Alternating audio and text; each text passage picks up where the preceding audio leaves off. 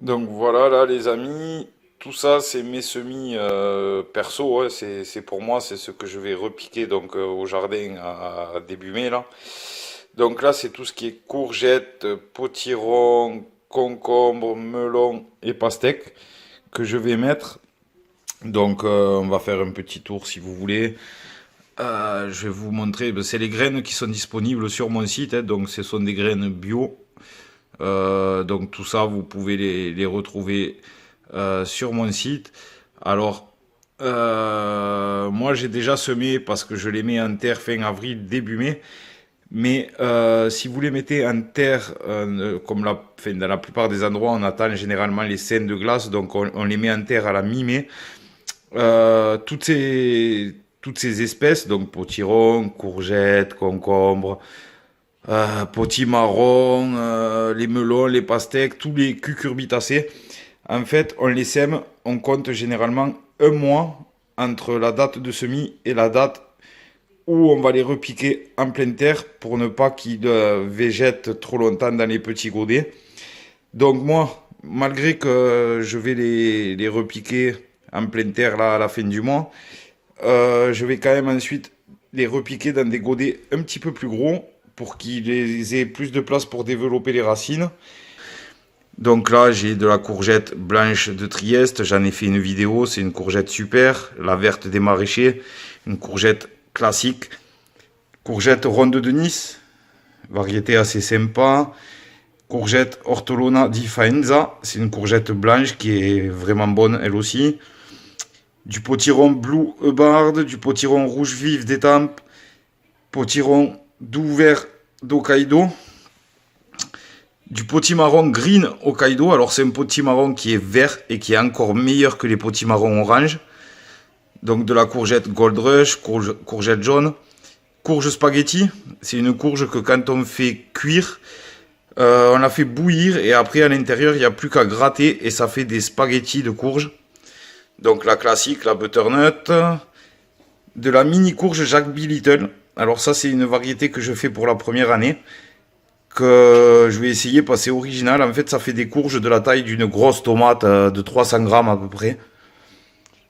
Donc voilà, chaque plant va donner une 10 à 12 petites courges. Donc on va voir, j'essaye juste, hein, j'en ai fait qu'un. Donc ensuite de la sucrine du Berry qui fait des très grosses courges très bonnes. Du concombre gélétros, qui est un concombre jaunâtre, qui est très très bon aussi. Concombre généreux, traditionnel. Là, ça n'a pas encore levé. J'ai l'impression que ça va sortir, mais pour l'instant, ça n'a pas levé. Au pire, je vais remettre une graine. Du concombre blanc long parisien, donc un concombre blanc, hein, comme son nom l'indique. Du melon sucré de Tours. De la pastèque Klondike Blue Ribbon, qui sont les pastèques espagnoles bien allongées là. Du melon charentais Cantalou, l'un des meilleurs selon moi. La pastèque Crimson Sweet, normale, variété qui ne déçoit jamais en fait. Donc et ensuite du melon olive d'Espagne, qui est un melon assez original que je teste aussi pour la première année. Donc voilà pour tout ce qui est cucurbitacé. On se retrouve, je vous montre le reste là tout de suite. À de suite.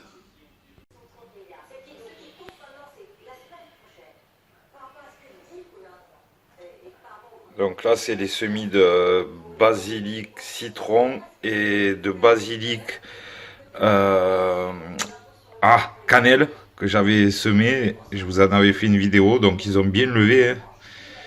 Encore un très bon taux de germination. Donc voilà.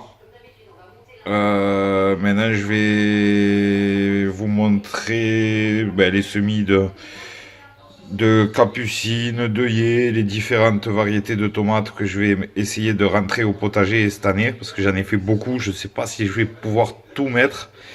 Mais voilà, donc ça c'est basilic citron, basilic cannelle.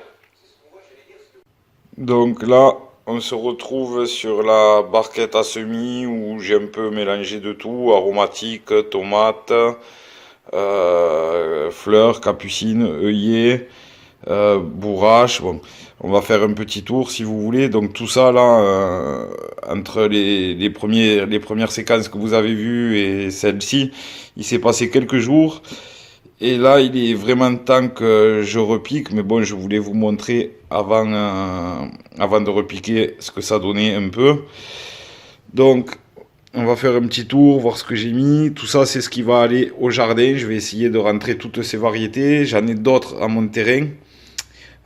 Toutes les tomates Oxheart, cœur de bœuf, je les ai déjà au jardin là-bas, sous châssis.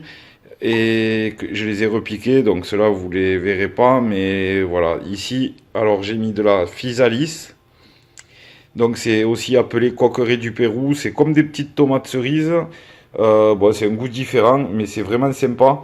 Alors par contre, ça vient très tard dans la saison, ça arrive vers septembre. Ça fait une enveloppe. Le fruit, il est entouré d'une petite enveloppe qui va sécher. Et lorsque cette enveloppe est sèche, c'est comme des feuilles qui vont sécher autour du fruit et le fruit sera bon à récolter. Donc du tomatillo pourpre, c'est la même chose que les physalis mais en pourpre. Voilà, donc on voit qu'il est bien temps de repiquer là, surtout que j'avais mis 2 à 3 graines par trou, donc il est temps. Hein. Bosquet, de la tomate Bosquet Blue, qui est une tomate cerise bleue. Donc ça, vous avez été nombreux à faire les curieux, j'ai eu énormément de commandes sur cette variété-là. Hein. J'en profite pour vous dire que ben, tout ce que vous voyez là, bon, je l'ai déjà dit, mais c'est disponible sur mon site si ça vous intéresse. Et pour tout ce qui est tomates précoces, tomates cerises, si vous n'avez pas fait vos semis, vous pouvez encore les faire. Par contre, pour tout ce qui est tomates tardives, ou voire mi-tardives, style cœur de bœuf, etc., il commence à être un peu tard parce que déjà que la variété est tardive, si en plus on fait les semis un peu en retard, donc on aura des fruits vraiment qu'à la fin de saison. Donc c'est pas intéressant, mais pour les tomates précoces, vous pouvez, si vous avez oublié d'en faire, vous pouvez les faire sans souci. Donc de la merveille des marchés, qui est également une tomate rouge traditionnelle mais assez goûteuse et précoce. De la Russian persimone, qui est une tomate russe jaune de style beefsteak un peu, qui peut faire des fruits jusqu'à 1 kg. Ensuite, j'ai mis de la Burbank. Et là, ça commence à être la jungle, on voit plus trop. Donc, j'ai mis de la prune noire ici, de la beauté blanche, de la Brandywine rose qui est très bonne. Bon, l'ananas, ma préférée, mais tout ça c'est des tardives, donc il faut essayer de varier avec des précoces pour avoir des fruits tout au long de la saison. De la tomate cerise Black Cherry, qui est une tomate cerise noire, de la tomate Alki Blue Blood, qui est une tomate bleue. Donc la beauté blanche, l'indigo Blue Botty, qui est également une tomate bleue. De la tomate cerise rouge Zuckertraube, qui est très productive, très bonne. De la tomate Blue Strax, qui est une tomate bleue également. Cette année, j'ai essayé de faire vraiment, ben, je vous l'ai déjà dit dans mes vidéos, j'aime qu'il y ait plein de couleurs au potager. Ça donne envie, quoi, plutôt que ce soit un peu monotone. Même si bon, le fait de faire des tomates, déjà, c'est le potager est beau, quoi. Mais quand il y a de la couleur, c'est encore mieux. Ensuite, j'ai mis de la sauge, donc de la sauge officinale, qui est une aromatique vivace. Hein, ça va faire un petit buisson qui reste en place. Il ne faut pas le ressemer chaque année. Donc ça, je vais essayer d'en disperser un petit peu tout autour du potager pour... voilà, les fortes odeurs d'aromatiques, ça éloigne les maladies, les insectes nuisibles, etc. Même s'il n'y a pas vraiment d'insectes nuisibles, ça les repousse, on va dire. Donc, ensuite, de la bourrache officinale. Alors ça, je vais en mettre dans chacun de mes bacs de culture. Parce que c'est une plante qui est très mellifère, ça va attirer vraiment les abeilles, elles adorent cette plante. Et en plus, les fleurs et les feuilles sont consommables. Vous pouvez les manger. Donc, ça met de la couleur dans vos salades. Donc, c'est génial. De la capucine que je vais mettre en tête de chaque côté de mes bacs, en tête de bac. Donc voilà, la capucine, elle s'est déjà bien développée. Il est vraiment temps que je repique. Donc ensuite, des œillets d'Inde. Bon, ça, j'en ai fait, mais j'aime bien en mettre beaucoup. J'en mets quasiment partout, vous le verrez. Hein. Donc ça, certainement que je vais peut-être j'irai peut-être acheter des plants. Parce que là, j'en ai pas assez. Et je pense que... Ou alors je vais en ressemer. Peut-être je vais en ressemer, on va voir. Là, j'ai encore de la bourrache. Parce que j'en avais pas assez finalement. Donc j'en ai refait. Du basilic rouge osmin. Donc qui est un basilic rouge. Bon, j'en ai déjà repiqué là. Donc on le voit ici. Même le semis, il est déjà rouge, il est pourpre. Donc ensuite, j'y ai mis de la ciboulette qui commence ici à montrer le bout du nez. Là, elle est déjà bien sortie. Et j'ai refait du basilic citron, malgré que j'en avais déjà fait dans la terrine juste avant. Donc là, on est sur une autre terrine, une autre plaque à semis où j'ai fait des plants. Je vais essayer de m'en garder un de chaque variété. Et puis après, ça c'est pour vendre. Je les vends sur le Bon Coin et sur les marchés. Donc on a de la joie de la table. Les deux sont des tomates rouges très bonnes, très goûteuses, mais précoces. Donc elles viennent assez tôt dans la saison, donc c'est assez intéressant. Donc voilà, quelques plants de comme ça. Ensuite, je me suis fait une plaque d'oignon rouge de Toulouse.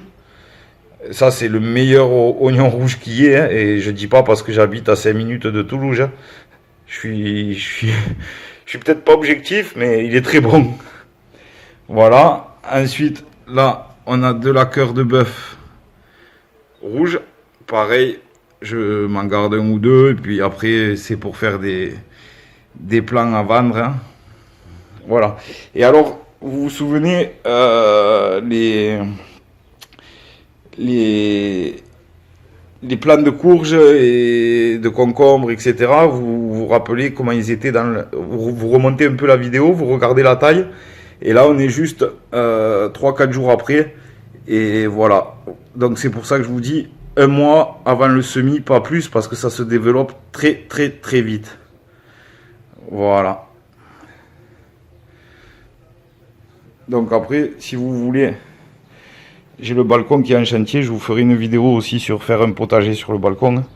Donc là-bas, on a de la menthe marocaine, des fraisiers, gariguettes, mariguettes. Là, j'ai mis des haricots grimpants dans le pot gris. Dans le pot vert, il y a un plant de tomates cerises qui est en train de pousser au milieu de la tomate bosquet Fahrenheit Blue. Et tout autour, j'ai mis des haricots nains. Dans celle-ci, j'ai semé des fraisiers Reine des Glaces. On commence à voir les jeunes pousses. C'est un des seuls fraisiers qui peut se multiplier par semis. Donc voilà. Ensuite, là-bas, j'ai un fraisier grimpant Mount Everest. Là-bas, j'ai 3 laitues. Je vais y mettre des radis au milieu. Et là, j'ai planté un cassissier parce que mon fils adore ça. Et j'en profite pour y mettre des radis au pied et des laitues. Voilà, et je vais rajouter plein d'autres choses, mais le balcon, je vous ferai une vidéo vraiment juste sur ça, avec comment aménager un balcon et avoir plein de légumes et de fruits sur un balcon. Voilà, j'espère que cette vidéo vous aura plu. Si c'est le cas, comme à chaque fois, n'hésitez pas à vous abonner. N'hésitez pas à mettre un pouce bleu et à partager, et je vous dis à très vite.